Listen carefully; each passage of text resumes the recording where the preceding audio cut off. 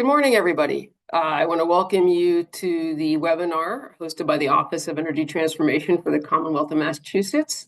Today's webinar is on transitioning away from the Everett Marine Terminal LNG facility. We'll be discussing what this working group is and how you can participate, and providing a little bit of background on the topic. So we are recording today's webinar. We will provide opportunity for Q&A. You're going to be able to type the Q&A into the Q&A function, and we will get to as much of the Q&A as we can. For the Q&A that we don't get to, we will provide answers in writing. So a brief overview of today's webinar. I'm going to do some introductions. I'll get to those in a second. Then I'll provide a little overview on what the Office of Energy Transformation is, why it was established, context, and an overview of the focus area working groups and what it means to be a participant. Then I'm going to be joined by members of National Grid, Eversource, Unitil, and Constellation to talk about the Everett Marine Terminal, liquefied natural gas facility, and provide background on how it's used, the role it plays in the state and region, as well as a bit about the community, the contracts, and then some of the regulation and policy that's driving today's webinar and this focus area work group. And then we'll talk a bit about the work plan for this working group and future convenings. And as I mentioned, there will be time for questions and answers, and you will be able to type them in the chat.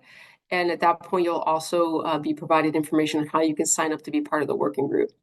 So today, just as background, I'm being joined by folks from National Grid, Eversource, Unitil, and Constellation. For the other presenters, we will have Eric Soderman, who's the Director of Gas Supply from Eversource, Faye Brown, who is the Director of Gas Delivery Solutions from National Grid, Gretchen Fuhrer, who is the Director of Wholesale Market Development and Government Affairs for Constellation. And then we will have others on, as I said, from those companies to answer questions as we go along. So a little bit of background on where we are in terms of Massachusetts policy programs of focus and why what's driving the work of the Office of Energy Transformation. I think as most folks on this webinar know, we have leading policies and programs to drive down greenhouse gas emissions and deploy clean energy and climate solutions. Many of these policies and programs are mandated and enshrined into law, including our achieving net zero greenhouse gas emissions by 2050. Those laws have then resulted in development of programs, regulations to implement our climate and clean energy goals, including making sure that we are focused on positive outcomes for consumers. And in that, looking at it, how we implement our laws, our programs in a way that is equitable, affordable, and provides for economic opportunity across all of our communities, including a focus on our environmental justice communities. So that's just to provide an overview of kind of where we are and where we're going as a state. Again, we have leading climate clean energy policies. We are working to implement those policies and develop the programs and initiatives, and we're doing it with a focus on equity, affordability, economic opportunity, and making sure that we are inclusive and intentional in how we're executing.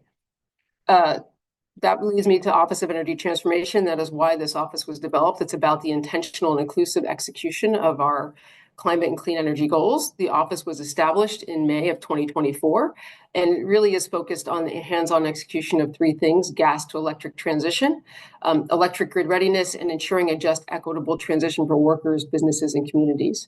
And the way we're going about this is we're looking at very demonstrable, tangible actions to take to work through these issues: that gas to electric coordination, electric grid readiness, and that just, equitable transition.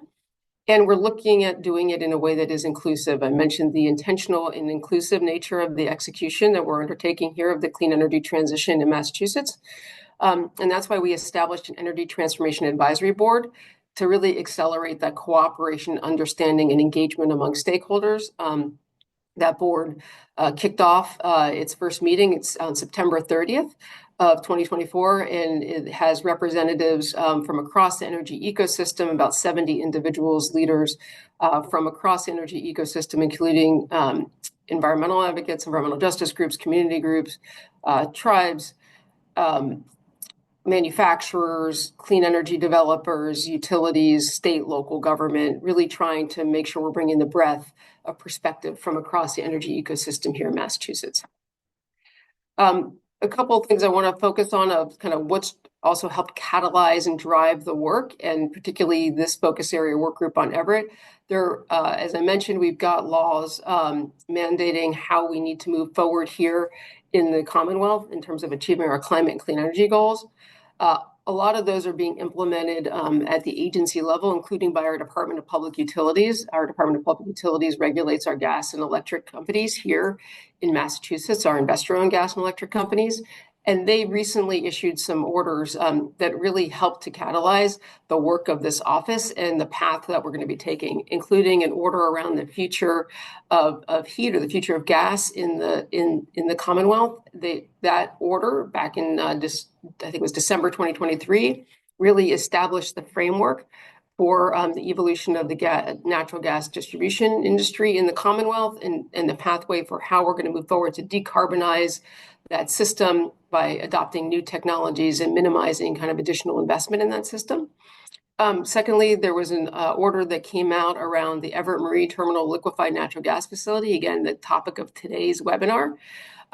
We'll go into a lot more detail on this, but essentially, the Department of Public Utilities approved contracts by the three local distribution companies, Unitil, National Grid, Eversource, approving 6-year contracts between those utilities and the Constellation LNG facility, Everett Marine Terminal facility. As part of that order, the DPU required the utilities to come up with transition plans to reduce reliance on that facility. And so again, that is the focus of today's topic, but we'll provide a little more detail into what that order said. And then finally, electric sector modernization plans. This was an order that came out most recently. The state's electric distribution companies came out with plans for how they're going to ensure that the electric grid readiness to enable our climate and clean energy goals and that energy transformation here in the Commonwealth. That really did help catalyze how we're going to move forward on the electric side. So we've now got really good frameworks for both gas and electric side, the pathway, and how we're going to move forward here in the Commonwealth. And the work of this office is really being guided by a lot of those orders. So the work of this office, how are we governed and what is this working group? As I indicated, we have an overall governance structure of an Energy Transformation Advisory Board. That advisory board really is the governing body that helps to provide advice on the work of the office, as well as providing guidance for how we will go about our work. And so talk a little bit about that. The Energy Transformation Advisory Board approved 3 initial focus area working groups, including this one, transitioning away from the Everett Marine Terminal LNG facility, as well as 2 other ones. One focused on decarbonizing the peak, again, how we're going to meet peak electric demand while reducing our reliance on fossil fuel fired generating facilities in the Commonwealth. And another one on financing the transition, looking at alternative ways of financing investments in the electric distribution infrastructure needed to support this energy transition. We've held webinars on both of those, and we're launching our working groups on both of those starting next week. So if you want to find more information about those working groups, want to see the recordings of those webinars, those are available on the Office of Energy Transformation website. So encourage you to take a look at those. But today we are focusing just on talking about transitioning away from the Everett Marine Terminal LNG facility.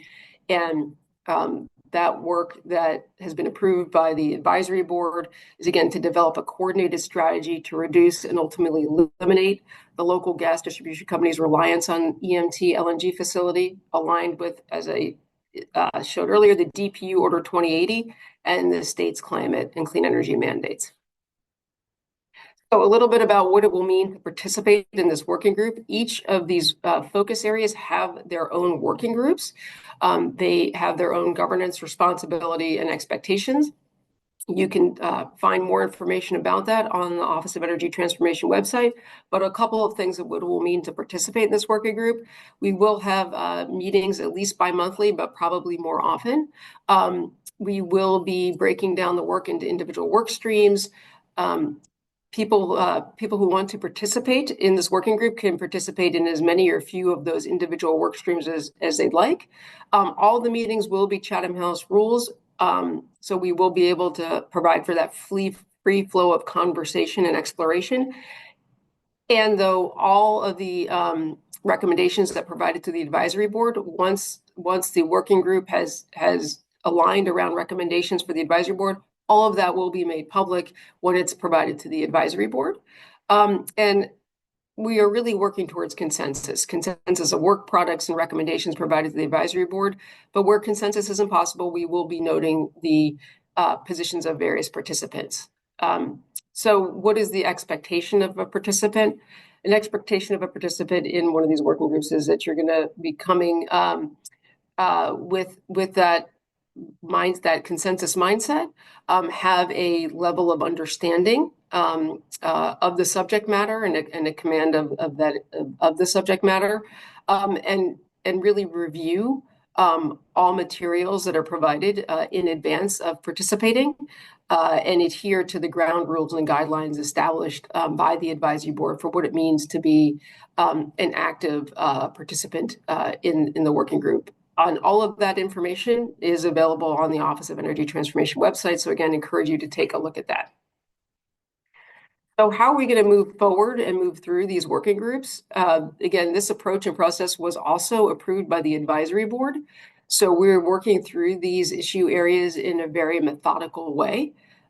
So each working group is launching with a webinar like today's, so an informational webinar. And people can ask clarifying questions via the Q&A function. For the questions that we don't get to, we will provide them in writing.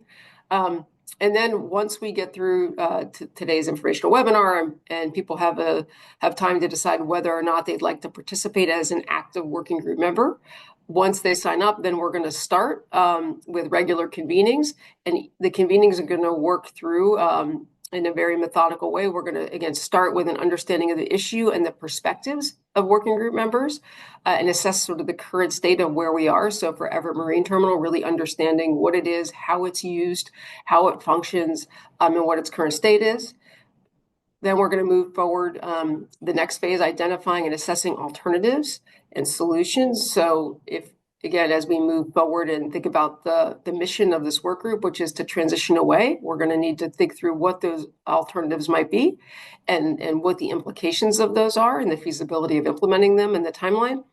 And then we'll conduct that assessment of that implementation assessment once we understand alternatives and make recommendations to the advisory board. So that's how we're going to move through things in phases, starting with phase one, which is that level setting of understanding and alignment. And the advisory board signed off on this kind of approach because they recognize that these are complex issues that requires everybody to commit to working together and aligning around a baseline level of understanding, engaging constructively in dialogue and assessment, and then working together to implement and sustain these solutions. So that's the approach we're going to be taking. That's a high-level overview of the Office of Energy Transformation and the work groups. And now I'm going to turn it over to Faye Brown, who's going to kick it off and provide the background on EMT and the natural gas system here in Massachusetts. And she'll be joined again by her colleague Eric Soderman from Eversource and Gretchen Fuhrer from Constellation. Thanks, Melissa. Good morning, everyone. As Melissa mentioned, we'll be presenting an overview of natural gas and EMT. So here are the subjects. If you go back to the previous slide, I'm just going to go over what we're going to talk about today. So we're going to start with what is natural gas used for? How does the natural gas pipeline system work? Who delivers that gas and how it is regulated? What is pressure and what happens to the gas delivery system and end-use customers if there's a loss of pressure? Where does New England get its natural gas? What are the implications of Massachusetts being on the end of the gas transmission systems? How do the LDCs determine supply needs? And then lastly, we'll finish off with EMT. What is the EMT LNG facility where is it located, and what is its current workforce, and then how is the EMT LNG facility currently used, and what is its status. Next slide, please. So what is natural gas for? So in residential homes, it's used for heating, hot water, and cooking. Similarly, commercial operations also uses it for heating. In some cases, local combined heat and power equipment. For facilities like schools, hospitals, offices, restaurants, retail stores, and municipal buildings. Industrial operations also use it for heating, but also for power generation and processed feedstocks in manufacturing processes. Transportation uses it as fuel for cars, buses, and delivery fleets. And then lastly, electric power generation uses it for fuel. Next slide. So how does the natural gas pipeline system work? So there's 3 stages of the natural gas system. Moving from left to right, where you see natural gas from wells and from offshore drilling up to the gas processing plant, that's the production stage of the natural gas system. And as it moves from the processing plant into the natural gas transmission lines, so transmission is the second stage of a pipeline system. And off on that transmission, there's underground storage. There's also customers fed directly from the transmission system, like generation stations and some large industrial customers. But that's where the transmission transitions into the distribution system, which we've outlined in the red box. And that's where the LDCs are responsible for, the distribution stage. Next slide, please. So who delivers natural gas to end users? So there's about 3 million customers in Massachusetts that use natural gas. Most are served by one of 5 of the local distribution companies, with some customers served by about 4 municipal-owned gas companies. The LDCs that provide service to customers are National Grid, which operates as Boston Gas and Colonial Gas, Eversource operating as NSTAR and Eversource Gas in Massachusetts, Unitil operating as Fitchburg Gas and Electric, Liberty Utilities, and the Berkshire Gas Company, which is owned by Avangrid. As you can see from the map on the right, the LDC's service areas are not always contiguous. Focusing on the red areas that are operated by Berkshire Gas, you can see how they're to the westmost part of the state, as well as somewhere in central Mass as well. Next slide. So how is the natural gas system regulated? So local distribution companies are subject to both federal and state pipeline safety regulations. Pipeline Safety Code currently is promulgated and enforced by the DOT, Pipeline and Hazardous Materials Safety Administration, PHMSA for short, and by state and public utility commissions, including the Mass Department of Public Utilities, which specify, for example, how work on gas assets must be performed, how frequently gas assets must be inspected, how frequently gas asset maintenance must be performed, and how quickly repairs or replacements of assets must occur following a failure, and then what pressure levels pipelines can operate depending on their ratings and proximate population density, how close they are to people. An example of this is that the gas company has some valves on their system that are designated as critical, and because of that designation, those valves are required to be inspected annually. LDCs are also required to ensure adequacy of supply to meet customer needs and safely operate the pipeline system, including managing system pressure. Our LNG operations are also regulated by PHMSA. Next slide, please. So I'll start off with what is operating pressure and why is it important? So operating pressure, LDC's distribution systems operate utilizing very minimum operating pressures to ensure safe and reliable delivery to end users. Monitoring operating pressures. So at our gas control centers, highly trained LDC personnel use SCADA platforms and telemetry 365 days a year, ensuring safe and reliable operations of critical systems. So then maintaining operating pressure. So operating pressure is maintained through a network of compressor and regulation equipment located in strategic locations of each LDC system. And just noting that the LDCs in Massachusetts don't have compressors on their distribution systems. Next slide. So what do LDCs do to avoid a loss of pressure? What can cause a loss, and what is the consequence? So what preventions are taken? Planning and maintenance. There's long-range forecast and supply planning that ensures that we have supply to meet the customer's demands. Gas infrastructure reliability upgrades, so to add capacity or to reinforce the system to areas that have pressure constraints. And then ongoing safety and maintenance of the system. So active system management and reliability resources. So as mentioned earlier in our gas control center, gas system operations, including automated controls, instrumentation, and pressure regulation. Some LDCs have LNG storage and vaporization connected to their system, and then also, in some cases, portable LNG deployment to areas where we need it. What causes a loss of pressure?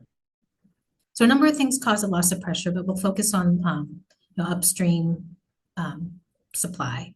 Disruption of upstream supply, so that could be caused by equipment failure or pipeline disruption, also as well as planned pipeline system outages for maintenance or repairs. Also a cause of loss of pressure is the supply-demand imbalance. So on-system or upstream demand surge, market failure, or insufficient supply or pipeline capacity secured. What happens when there's a loss of pressure? You can have appliance or equipment malfunctions. A pilot light could get extinguished. A higher risk of carbon monoxide, and then a loss of gas service. Next slide, please. So restoration after loss of natural gas service and versus electric. So I'm just going to take you through some of the differences of natural gas versus electric outage response. So for natural gas emergencies are almost always unanticipated. Most major emergencies on the electric system, however, are related to weather and are typically have a few days of warning, just like the forecast that we look at every morning or hear on the radio. Gas infrastructure is generally buried underground, so damage is not always visible to the public or easily accessible by field crews. For the electric, damage to facilities is usually highly visible because most of their infrastructure is overhead on poles or transmission structures. Similarly, most gas emergencies are due to construction equipment, dig-ins on our buried lines, and repair of the damaged leaking pipes usually involves excavation of streets or on property. EDCs are usually able to prepare well in advance by positioning line crews at potential high-risk areas and having replacement equipment on hand in advance of the storm. Many substations have switching mechanisms that automatically restore or reroute electricity flow, and many parts of the electric grid are highly interconnected with multiple pathways. And in most cases, restoration to individual customer meters is done automatically once energy flow through power lines and transformers is restored. And that's the big difference, because during gas outages, LDC crews will have to physically turn off affected customer meters. And that's where we start the focus on the supply-related outages that tend to be widespread in nature relative to the pipeline damage. They're having to go into every single customer's home. So for gas, the restoration process involves removing or purging air from damaged pipelines to restore 100% gas to the system. And then after that is performed, then we have to actually go back into a customer's home or business to relight the gas services and then do a safety check. Just one thing I wanted to relate is a gas outage that we had prior in the Rhode Island service territory prior to National Grid selling selling the system over to PPL. So that was a large scale supply related outage where we had it impacted 7,000 customers. So we had to go into every single home and business to shut off the service, which took us about a week to do in the middle of January.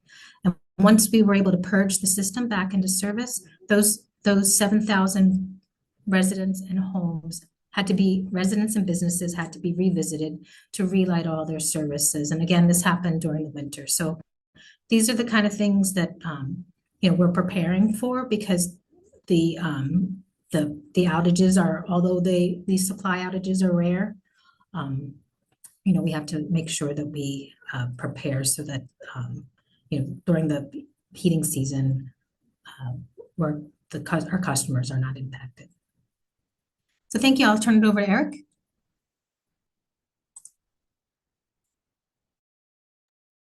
Good morning. Thank you, Faye. And following on that, good morning, everyone. Today, I'm going to talk a little bit about the natural gas system and how natural gas supply works in New England. And so, with all the great things of New England, one thing that we don't have is the geology that's suitable to extract natural gas. And therefore, New England is reliant upon importing all of this natural gas, whether it's on interstate pipelines from other producing areas of the United States, which have been evolving, or Canada over time. And we also, when we bring that gas into New England, we also have some capability to store it locally at LNG facilities that we have throughout the region to a certain scale. They're directly connected to our distribution system and are a critical part of delivering gas to our customers during those critical heating season periods that Faye was just referring to ensure there's sufficient pressure and flow to our customers throughout the winter season under all weather conditions, which is part of our planning standards, and I'll get into that in a little bit. With this reliance on natural gas from other areas, there are limitations. Effectively, the capacity of the pipelines, effectively, they can only push so much gas through during a period of time. The LDCs design and structure their portfolio to ensure they have enough gas to serve customers throughout the year, all weather conditions, but there are limitations due to the constraints on the interstate pipelines when the LDCs are utilizing that capacity to serve their heating customers and other customers on their system. That leaves after the LNG on system. So there's two kinds of LNG we'll talk about today. There's the on system LNG, where the LDCs have physical storage facilities on their distribution systems that inject gas as needed into the distribution systems directly, as well as then there's the imported LNG, which can also be used at times to fill those other storage facilities, which is liquefied in other production areas of the world, put on tankers, brought into New England at various terminals, like the Everett Marine Terminal in Boston, which acts as a marginal supply for New England, for both the heating customers, industrial customers, really all customers, as well as the power generation fleet, which is looking for gas at times throughout the year. Next slide, please. I will pass this quickly over to Gretchen Fuhrer from Constellation. So please go ahead, Gretchen. Thank you, Eric.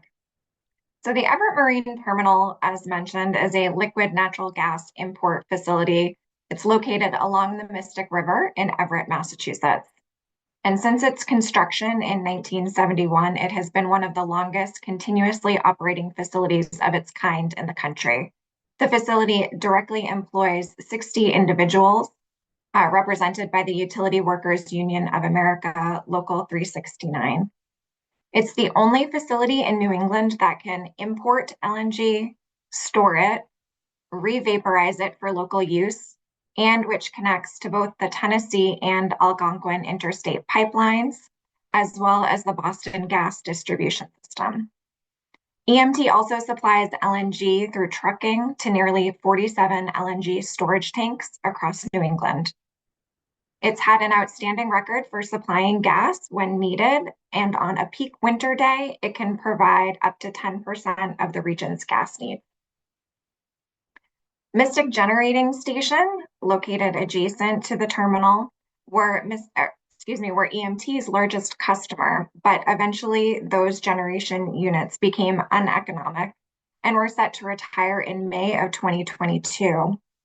However, the ISO New England, the grid operator, retained those units for an additional 2 years due to their unique fuel security benefits being directly connected to EMT. And ultimately, those units then retired in May 2024.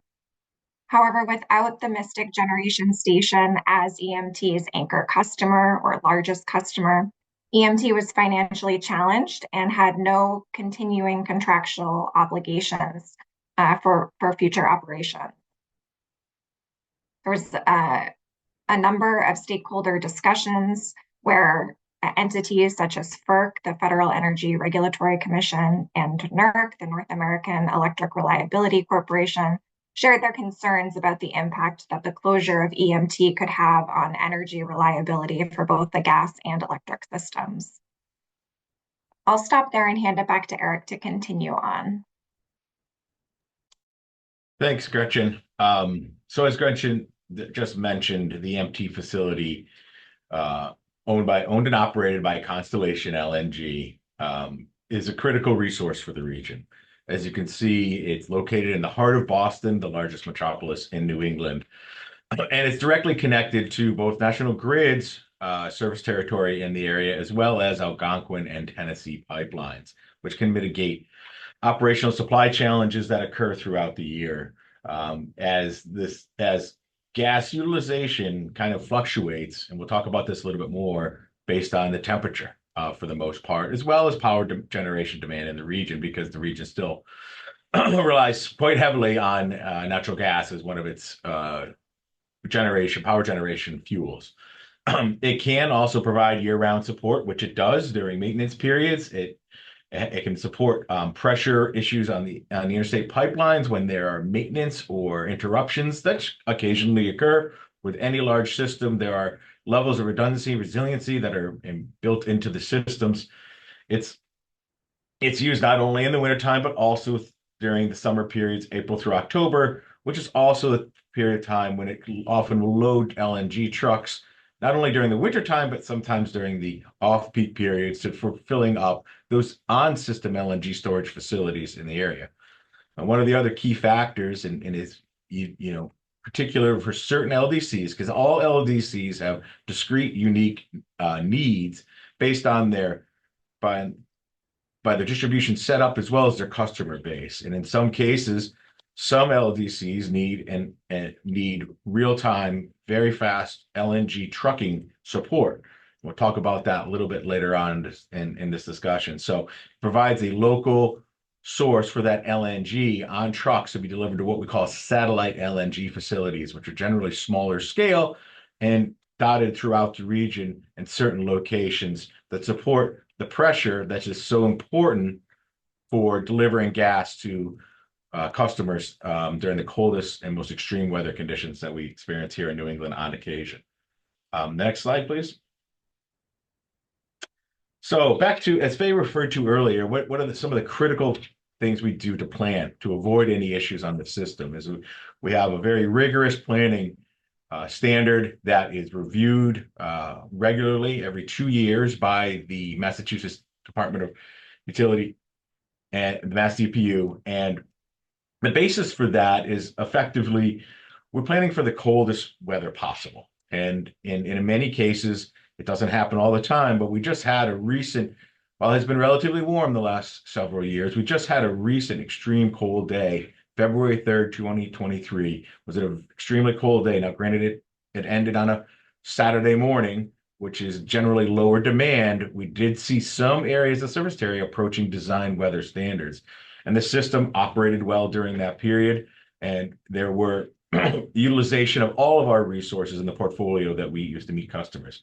So when we select this planning standard, which is reviewed by the regulators on a regular basis, we set up this, what we call our design day. And that is the coldest day, what we call the coldest day of the year. We also not just plan for the coldest day, but the coldest winter. You can have extended cold periods which often can be more stressful on the system than any one particular day. You have several days in a row.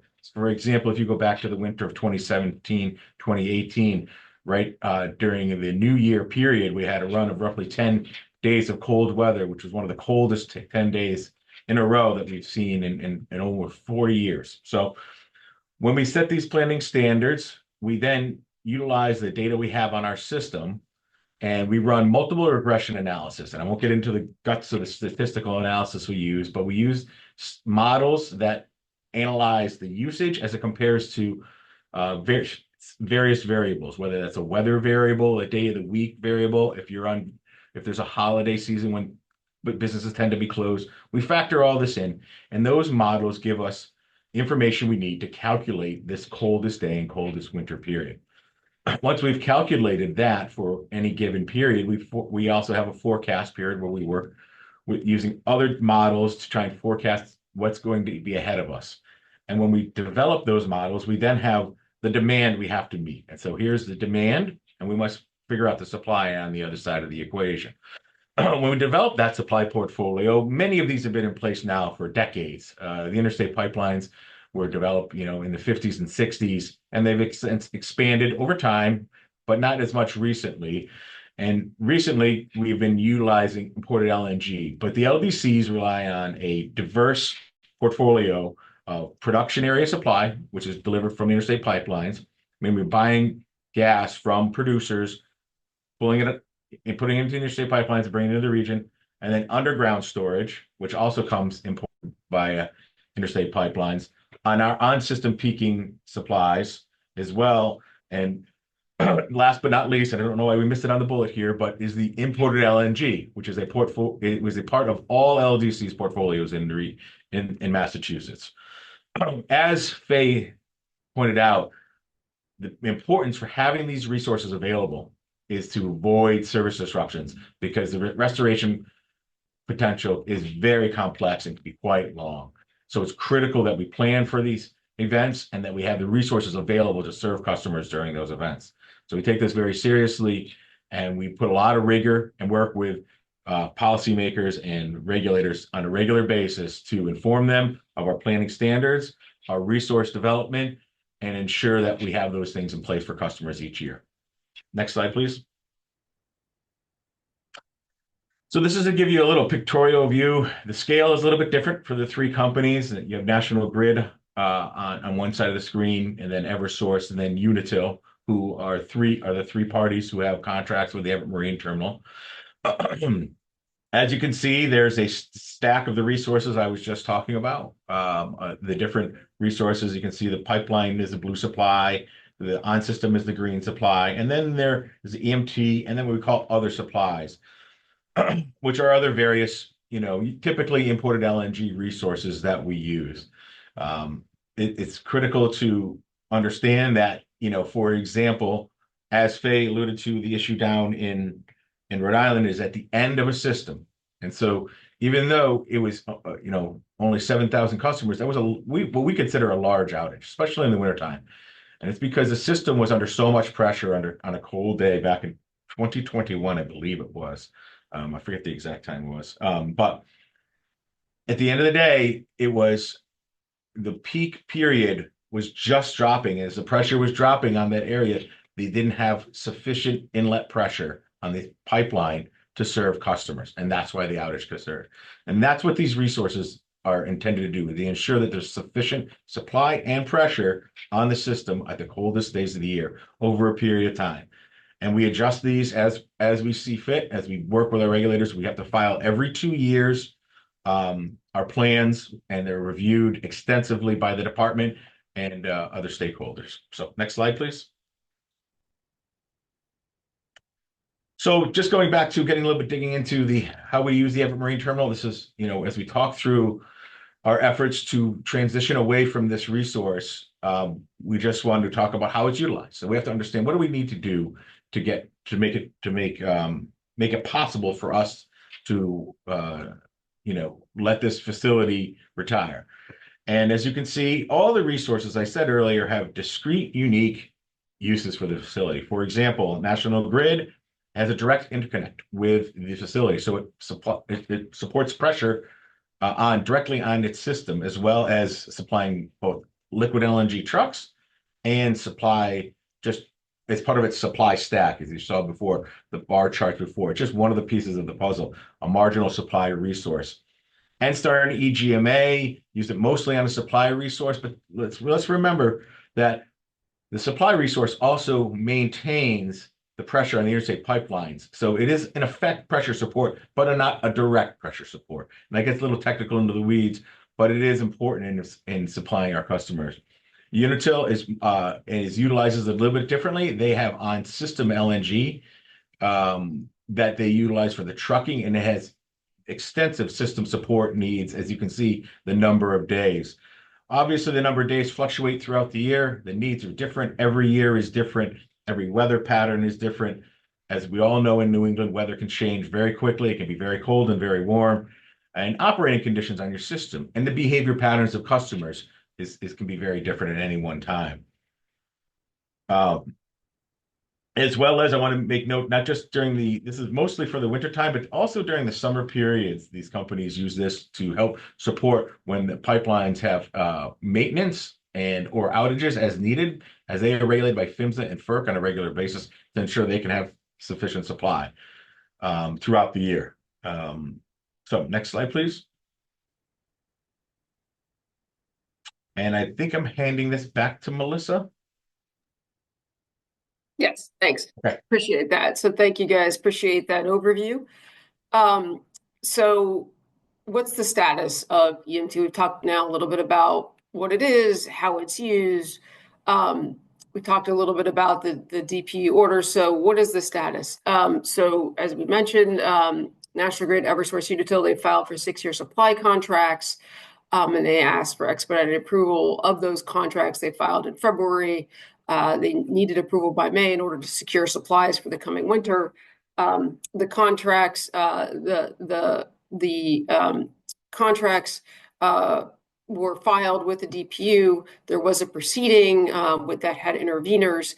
And during that proceeding, the Department of Energy Resources and Attorney General's office, they advocated that if the contracts were approved, that the DPU should require the LDCs to come up with transition plans, again, consistent with the Commonwealth's climate goals. So we talked a little bit earlier about DPU Order 2080 and about our climate and clean energy mandates that we have for the state. And so the DOER and Attorney General's office in their filings advocated that if the contracts were to be approved, the DPU should require transition plans to be developed. The DPU did issue its order in mid-May that did approve the 6-year contracts and did require the LDCs to develop and report on these transition plans.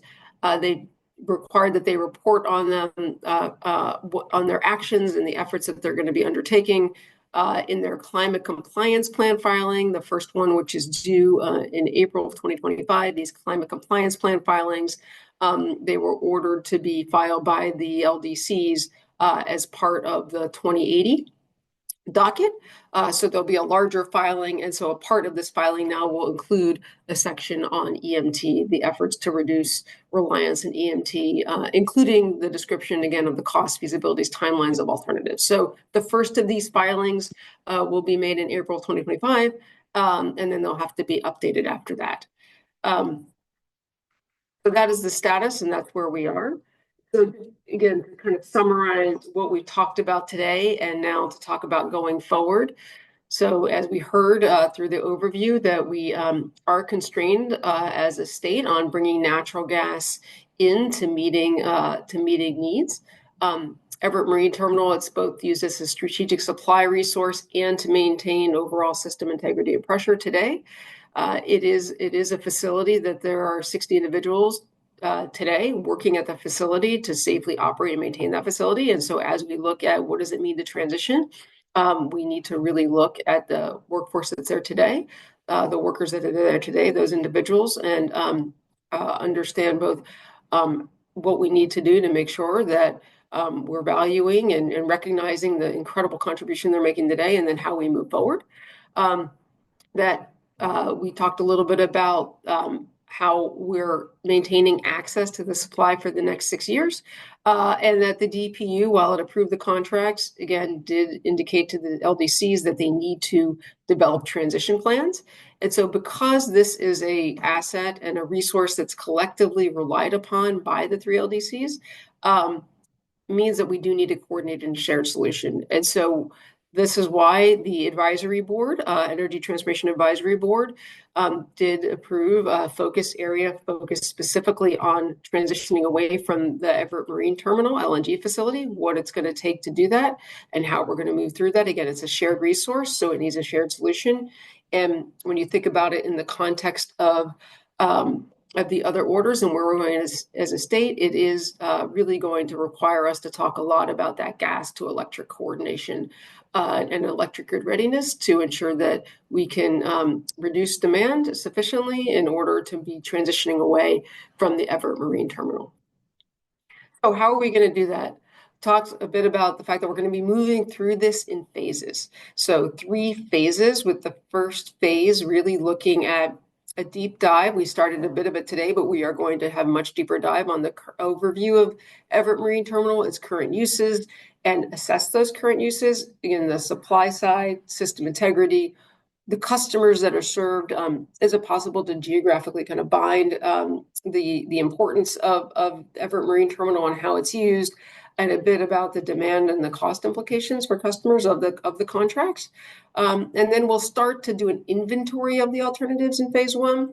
Again, not going a deep dive in assessing them, but sort of an inventory so that we can develop then the work plan to move into phase 2, which will do an assessment of those alternatives, including the GHG impacts of those alternatives, and then looking at the implementation assessment. What would it take to actually implement those alternatives? Throughout the whole thing, we'll also be really looking at the facility itself. It's understanding the land use, understanding the community and the community impacts of the facility. We talked a bit about the workforce, the 60 individuals that are there. So we'll be looking at the workforce implications as well, and then how to figure out how this work stream fits in with the broader climate compliance plan alignment. So those will be happening across all phases of these assessments, making sure, again, that we're really looking at the equity, environmental impact issue, community workforce issue across all phases. So phase 1, just want to provide just a little more detail on what we're going to be digging into through our convenings in phase 1. So again, we're going to be looking at, do a deeper dive into peak demand projections, the use cases for EMT, existing system operations and impacts, the cost of the contracts to customers, what we have available, publicly available to us, and again, looking at workforce community issues. Then we will do the inventory of alternatives. We won't assess them. We're just going to look at the inventory of alternatives, including current feasibility and timing, as well as the emissions impacts of those. And we'll be looking and doing a deep dive in phase 1 on what are the parameters of what needs to be in the first CCP filing for around Everett, so that we can really align around what this working group thinks is feasible to include in those first filings, and really think through the work plan going forward. So phase 1 timing, we're launching the webinar today. We will then have a meeting in early December of those that want to be part of the working group, and we will go through all the issues that you see here. Again, we will do a deeper dive. This will be about a 3 to 4 hour session where we'll do a deep dive on all these topics. Then we will meet again in late December as a work group as we look at the climate compliance plan filing, get an update from the LDCs on kind of their thoughts around how we're going to fit Everett into this, and talk about it as a working group about what we think would be reasonable to file on Everett as part of these climate compliance plans in April. Then we'll come back again in the first week of January to talk about specific focus on the climate compliance plan filings vis-a-vis Everett, and what we would recommend to the Energy Transformation Advisory Board as a working group of what is reasonable to include in those filings in April at this time, given all that we know. Then the Energy Transformation Advisory Board, it is meeting in January. They will review those recommendations And then we'll get back together again as a working group in February to review the feedback from the advisory board and discuss and review the work plan and approach to explore the alternatives to be evaluated in phase 2. And then in late March, at that point, we'll have the LDCs present what they're going to be filing in the climate compliance plan, an update on that. Again, that will take into consideration all the feedback from the working group and the advisory board, just so that everyone could understand what will be filed at that point. And then we'll talk about the work plan for phase 2. So that's just a high-level overview. So you can see that there is going to be a lot of activity in December, in January, and February for this work group. For those that have participated in the other sessions on decarbonizing the peak and financing the transition, you'll note that we have a couple meetings on those in November and December, but for this one, we're really front-loading a lot of the work for Everett. So again, for those that are interested in participating, I know it's a challenging time of year, but we're going to need folks that want to participate to really be available to participate in the December and January, February timeframe. So in order to sign up, if you would like to participate in the work group, we are going to put a link in the chat on that. It's there now, so you can download that link and you can take a look at it. You can think about it. You can go to the Office of Energy Transformation website, and you can go to the Everett Marine Terminal FOG section, and you can look at the bylaws for this. You can also look on the broader Energy Advisory Board tab on that website, and you can look at the ground rules. What does it mean to participate? So that you can get a better feel for this. Registration to participate is going to close on November 12th, so you have time to think about this. Then we'll review those with the advisory board, and we'll send out confirmations for working group participants by the 15th.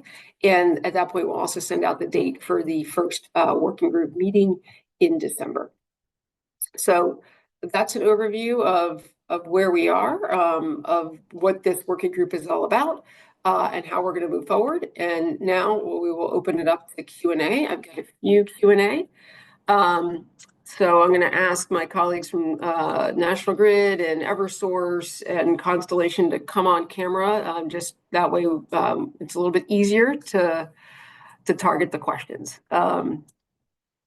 So first question, what is the destination of the LNG that is trucked from Everett Marine Terminal? So I think that's probably a little bit different for each one of you all. And then maybe Gretchen, you can just provide an overview of what you know in general. Maybe you can start with that. And then, Faye, Eric, and Roe, we have Rob on from Unitil. Maybe you could talk just a little bit about that. Yeah, I can start. So for National Grid, the LNG that's trucked from Everett goes to our permanent and our portable LNG locations across our system. We have about 7 LNG facilities, permanent LNG facilities. And we're planning to operate 2 portable LNG operations this coming winter as well. Thank you. Turn it over to Rob. Thanks, Faye. Excuse me. So for Unitil, we have a small satellite LNG facility. Eric referred to those types of facilities. It's our only facility, and that's located in Westminster, Massachusetts, and about 60 miles, I think, is the distance probably from Everett. And that has very little storage, so we literally try to get trucks in and out as we're using the facility. Hopefully that helps.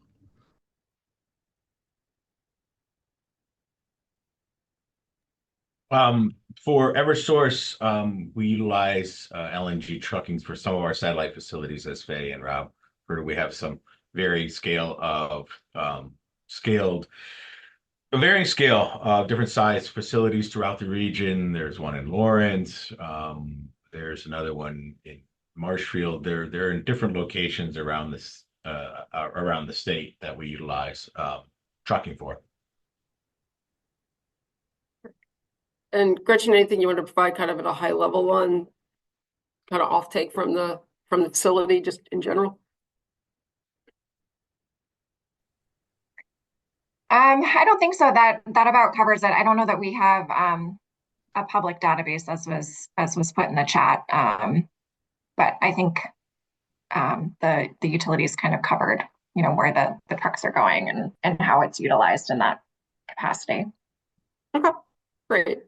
And yes, there is a question here. Is there a centralized public database on the location and characteristics of above and below ground natural gas storage facilities? So I think for all the utilities, you guys do have publicly available data on where your LNG facilities are, correct?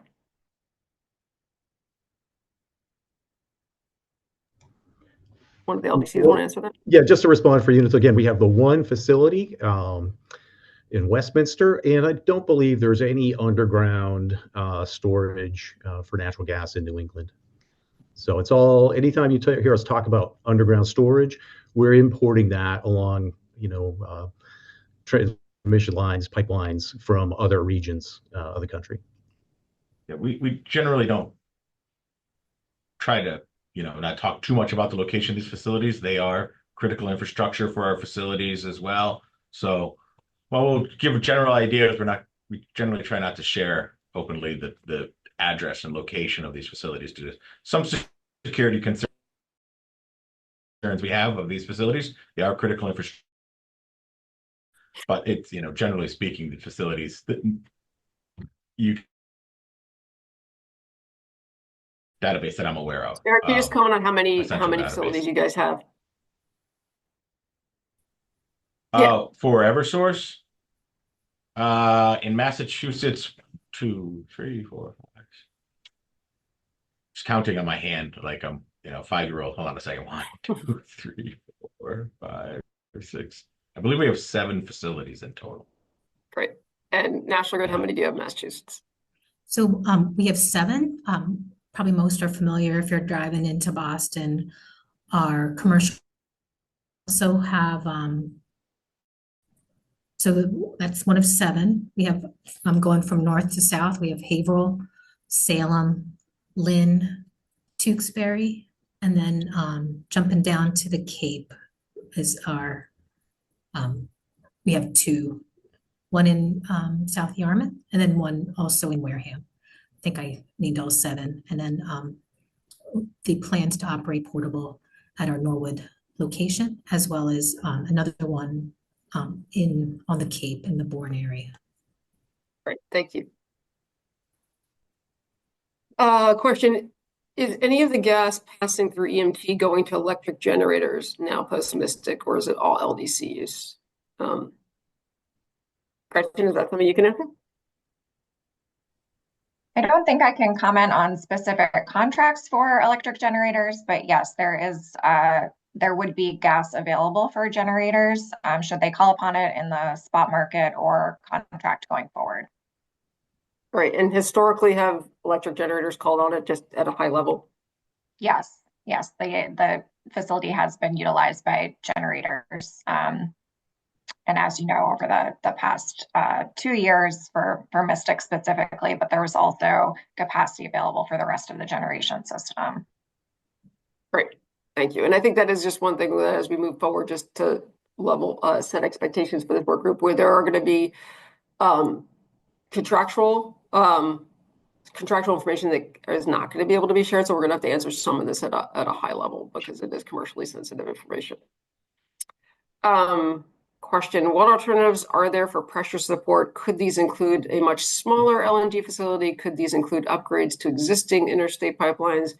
How do such solutions compare to EMT in supporting the future variable wind, solar, heat pump energy system? So I think it's a great question. We're definitely going to be getting at that in this work group. I think if any of the LDCs want to sort of answer at a high level, what are alternatives for pressure support?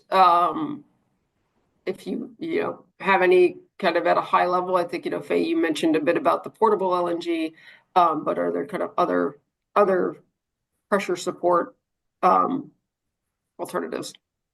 Yes, thank you. So for pressure support, which kind of go hand in hand when we have a supply constraint, we can also look to incremental pipeline capacity as well as looking for on-system projects. So where we can, where there's, as I mentioned, there's in some cases supply-demand imbalance. So if there's a surplus of supply in one region, we could possibly extend our gas systems to kind of increase the delivery from one area to the other. As mentioned, there is on-system portable LNG, and that's really just something that is very limited in use, only really for maybe 1 or 2 days in the winter because of just the need for it to be out in the system and the operational resources. So those are the number of the options that we have looked at and will continue to do as the fog progresses. Great. Thank you. So the next question is about the supply forecast showing demand growth. So I guess there was a question, how are these estimated? Are they firm demand commitments? And then kind of the follow on, given the DPU's 2080 order to investigate NPAs as a possible, this growth could be avoided. So I'm going to quickly go back to that slide because I think it's, Eric, you might want to kind of talk through again, if I can get back to that slide, a little bit about how this, I think this is what they're referring to. If you want to talk a little bit about, again, what this slide is showing. Sure.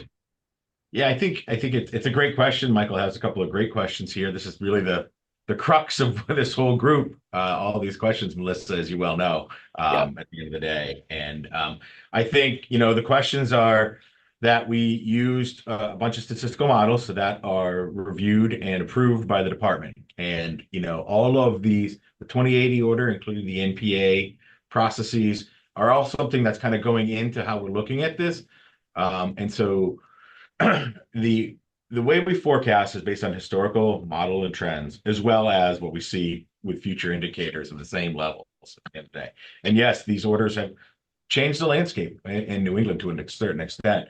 And so we will have to adjust as we see those changes come to fruition. Ultimately, at the end of the day, customers will act a certain way and do what they do. We can't control customers when we move through these processes. So it's possible. I mean, I want to say it is possible, but we don't really know how all of this is going to work. There are costs and customer preferences that drive a lot of these decisions at the end of the day. So it's a great question. It's kind of the big question we're all trying to solve here in New England with 2080. It is the big question: is how do we bend the curve, right? And so I think if anyone's sitting here looking at this, you've got this curve that's slightly going up. And the curve, I would say, at least for Eversource, is slightly lower than it has been in the past. It's starting to trend lower, if you will. We are still adding customers, and so eventually that curve will bend. And when it does bend down, and how fast and how far, that's the great question, and how long that takes. The scale, scope, and pace of that energy transition is really the big question for the region, and how that's going to work, and how we work with customers to make that possible. So I don't know if there's anything else we want to add to it, but I think that's great. Thank you. Yep. I have a question. How often does a loss of pressure in the system happen? How is it reported publicly? Are these events comparable to electric service disruptions in terms of frequency or scope?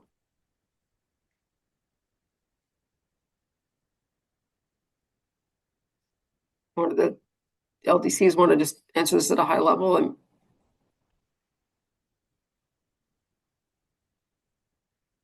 I mean, it doesn't happen very often at all, because there would be outages. Customers would know, and they're reported by the news pretty quickly. They do happen on small scale at various times through the year.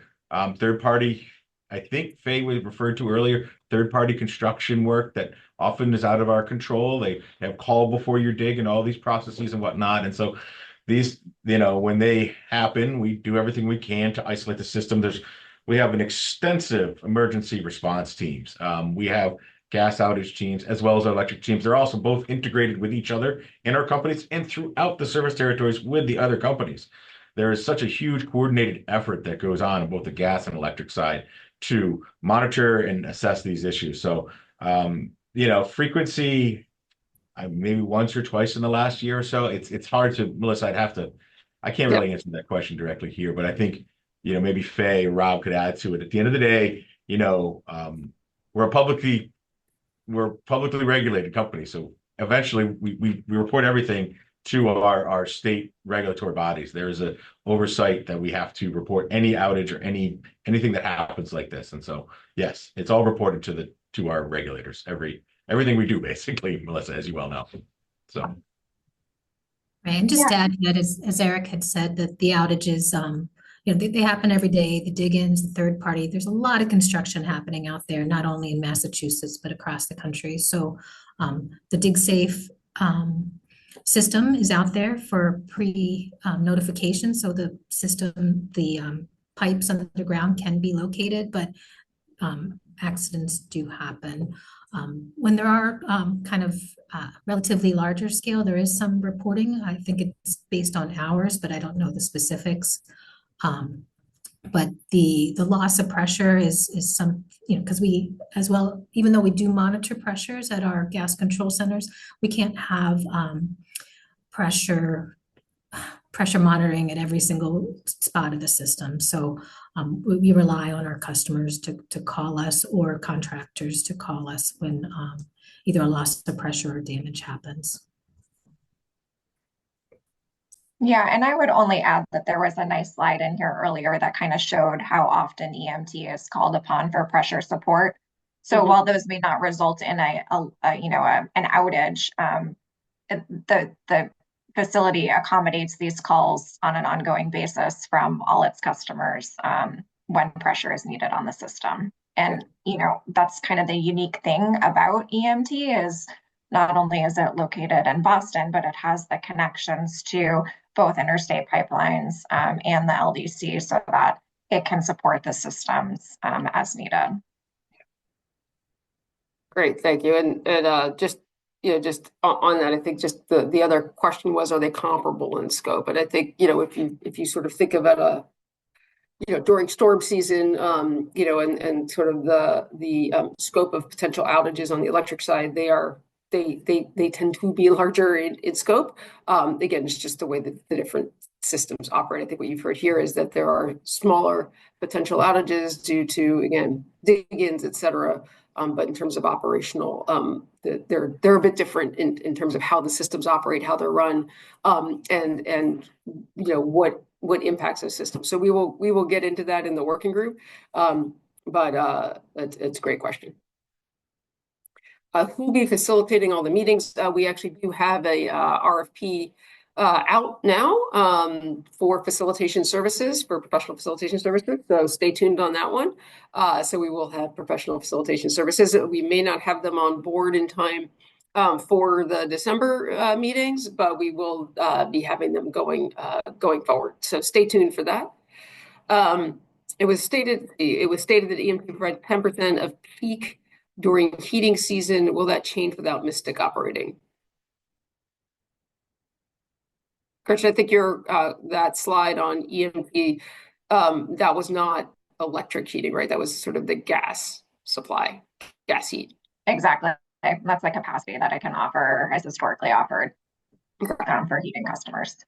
Probably not changing in terms of the Mystic. That sort of, if I'm looking, they're sort of apples and oranges a little bit. Correct. Great. All right. Question: will we be able to ask for data about LDC procurement of gas from EMT during the working group process? All of that is available in the filings, so we'll be able to share everything that's in those filings.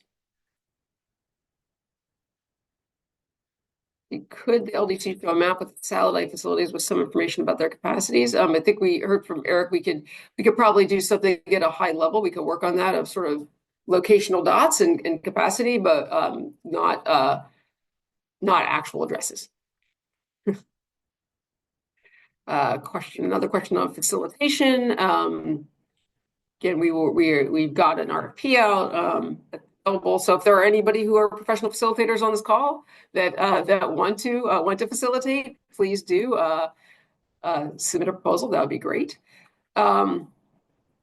Are those facilities located where they are in order to address potential local supply issues? I think if I'm kind of reading the question, the at a high level, the facilities, the LNG facilities around the state are strategically located. They're located to based on kind of both supply needs and also kind of where they are in the system in terms of we heard a bit from the utilities on that, and then we also heard a bit about how long EMT has been around, and so if you sort of think about that, then there are systems that are built around existing assets. So I think you sort of have to look at it as there were assets that were put in place, there was a system, and then as you think about an integrated system, you have assets that exist and systems that are built around that, recognizing that those assets are there. And then if you're going to be moving away from those assets, you have to think about what you need to do to that system over time if you're going to be removing an asset. And it's the same thing on the electric side. We're kind of going through that today on the electric side as we're thinking about closing of fossil fuel fired power plants, and Mystic's a great example of that. That facility is closed down, and in order to close that facility down and not have that as an asset in that area, there had to be upgrades to the system, to the electric system, in order to meet the same needs. So we're going to have to sort of think about it, I think, in the same way. Let's see. A lot of EJ communities were mentioned. Seems like the location of these sites is important to know. Yes, we will be able to think through those, but again, we're focused on Everett in this one, so we do know where that is. We can, most of us can, when you're driving along, can visibly see and know the community. So since we're focused on that, we will be able to really focus on that community. And then when we think through alternatives to Everett and what's going to be needed on a community by community basis, we will absolutely be able to dig into that. But we are focused on this LNG facility specifically, and not sort of the broader subset of facilities. Let's see. When electric generators call upon EMT for gas, how are the costs passed back to ratepayers, gas and electric? Gretchen? Yeah, those would be passed back through the electric system if it's for electric generation, and presumably those generators would embed those costs within their wholesale bids through ISO New England. So eventually they would be collected through electric ratepayers. Great. So yeah, so it would be on the wholesale cost of electricity, and so again, so not sort of a direct, but sort of that indirect way the cost would be likely passed through, depending on how a electric generator decides to do that. Correct. Is there a local as well as regional need for EMT supply? Have we ever needed EMT to maintain service during a pipeline system process upset? Yeah, I can take this one, Melissa, if you'd like. Sure. Yes, I mean the short answer is yes. There is a local discrete need for each of the LDCs, as well as an overall regional.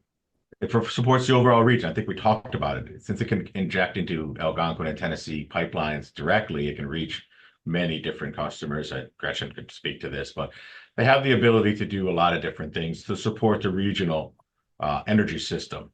And number two, yes, I mean, specifically, and not to get into the details of it too much, but the incident that occurred in Rhode Island was mitigated to some extent by the utilization of the Everett Marine Terminal on that day. They were called in so multiple days to try to offset some of the issues that were happening on the interstate pipeline during that event.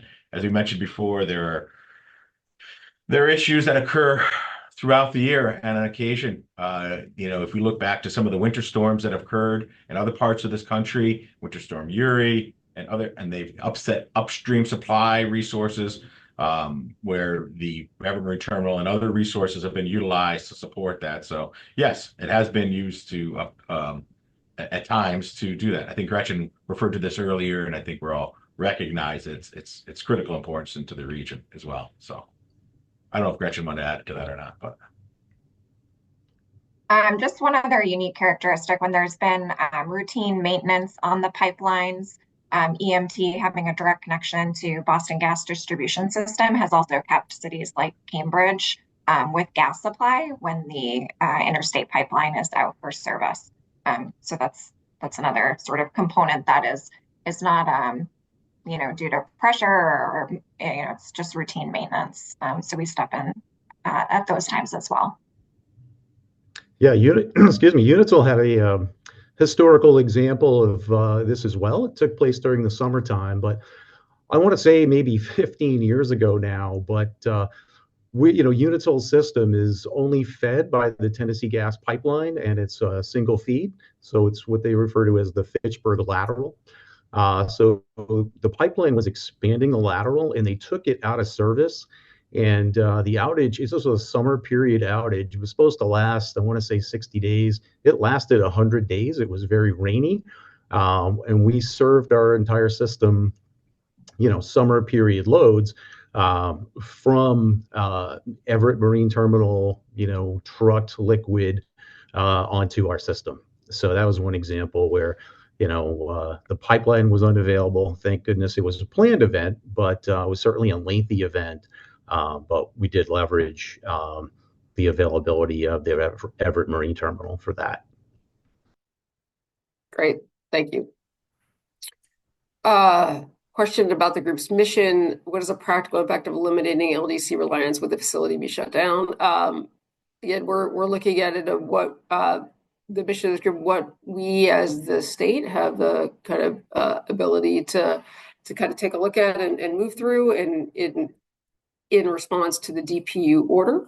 And so really looking at the LDC reliance and making sure that as we're looking at kind of the usage of this, that we're looking at alternatives that are consistent with meeting the climate and clean energy goals that we have, including our greenhouse gas reduction goals and align with 2080. We had a kind of comment about that earlier. So that's what we're really going to be focused on, and then focused on, right, that what are the kind of ratepayer impacts of that, and looking at kind of what is the beneficial approach to doing that. In terms of whether the facility would be shut down or not, that would really be up to kind of Constellation and how they view that facility going forward. And I'm sure that Gretchen's not in a position to answer that today. No, I think that's fair to say. As we said, when the Mystic units were retiring, without commercial contracts to support the facility, it does not make economic sense to keep the facility operational. So I think that's where we will be going forward. If we don't have customers, then the facility is not needed, and that's the signal that the customers are giving us. Great, thank you. Let's see. So if 10% only for heating on system, what % of total gas usage during a typical season has been from Mystic and other electric generators? Yeah, so Heather, I don't mean to punt this to the working group, but I think when we have our subject matter experts, gas supply, both our internal folks, but also other electric generators that are participating in the group, we can get into that further. Much of the sort of usage is available in our cost of service information about how the facility is used. But we can pull that together and get deeper into the details going forward. So clarification. Oh, sorry, Melissa. Okay. The only thing I would add to that is it's highly variable. As I said before, it's all the operating conditions of the interstate pipelines, our distribution systems, the other upstream supply resources and weather, on top of whatever's going on in the region, electric, gas, everything is highly variable. And so things move each year for a multitude of reasons. So I just want to make sure that, what's happened last year or for the last 2 or 3 years could be very different from what happens in the future and whatnot. But we can dive into those numbers, as Gretchen said, a little bit further. So. Yeah, and just to clarify, that 10% is on a peak winter day. So it's 10% of the peak, which is a variable number as well, just to sort of tag on to Eric's comments there. Thanks. And I think that was an important clarification. Again, we're looking at all this as sort of peak winter day, meeting peak need. And so that's going to be an important part as we look forward at how do we, reduce reliance on it. We're going to be having to understand that kind of peak day demand and what that is and how it's met and what the alternatives are around that and kind of looking at it from that perspective. And then the final question we have, clarification on cost sharing of EMT for electric system use. Is the electric grid paying for the operating costs of EMT or only the supply costs of the LNG they are purchasing? So as of the end of the agreement with ISO New England, the electric grid, as you're saying here, is not paying for EMT, the operating costs or their supply contracts. It's really just whatever individual generators are contracting for with the facility, either on a long-term basis or in the spot market. But there's no sort of overall agreement to pay for the facility or supply with the ISO New England. Great, thank you. All right, so that concludes the questions. I don't think we don't have any others. So I want to thank all of my fellow presenters for joining us today, and thank everybody who participated in the webinar.